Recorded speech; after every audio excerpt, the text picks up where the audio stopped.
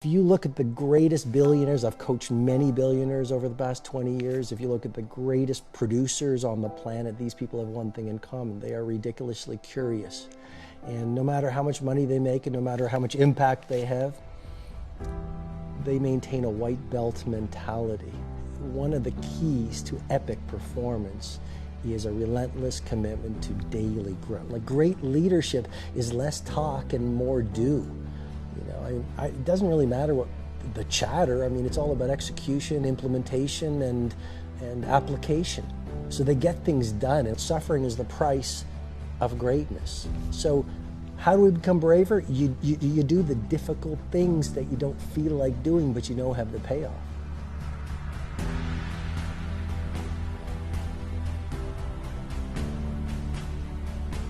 You can't have a standard education and expect to have an extraordinary life. It's not going to happen. The one breakthrough for all leaders is constant, never-ending improvement. And that means educating yourself and continuing to develop even greater emotional mastery, because that's what affects whether you execute or not. The opportunity for self-education is there. We have to change our psychology from, I'm going to do what everybody else does and I'm mad because it doesn't work anymore, to the reality is this is the greatest time to be alive if you're growing, you're learning, you're educating, and you're developing valuable skills. It's like, if you go to work for McDonald's, I don't know, I think the average I read recently is $7.75 an hour in the United States working for McDonald's. The skill sets, the value you provide can be taught to anyone in about 20 minutes. Instead of complaining, you gotta say, where are the skill sets valued in the marketplace? And how do I work harder on myself than anything else? Because if I become more valuable, then I will be able to give more, do more, and change more. You look to your left, and you look to your right, and you start to judge yourself off other people.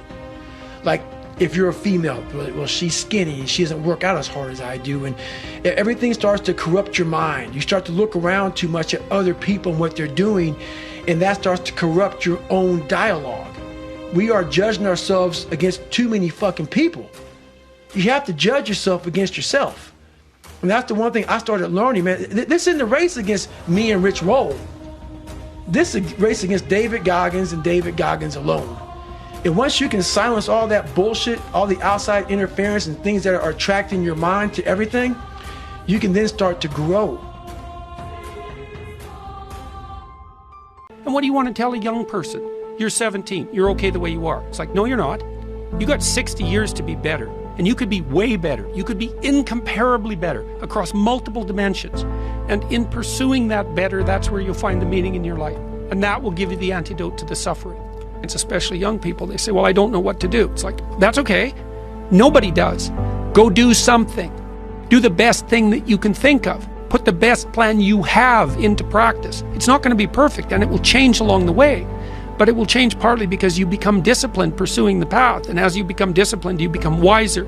And as you become wiser, you become able to formulate better and better plans. So a small step today puts you in a position to take a slightly bigger step the next day. And then that puts you in a position to take a slightly bigger step the next day.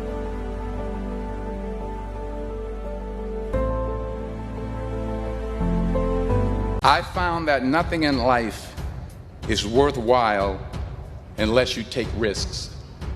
Nothing. Nelson Mandela said, there is no passion to be found playing small and settling for a life that's less than the one you're capable of living. Now, I'm sure in your experiences in school and applying to college and picking your major and deciding what you want to do with life, I'm sure people have told you to make sure you have something to fall back on. Make sure you got something to fall back on, honey. But I never understood that concept, having something to fall back on. If I'm going to fall, I don't want to fall back on anything except my faith. I want to fall forward. I figure at least this way I'll see what I'm going to hit. Fall forward.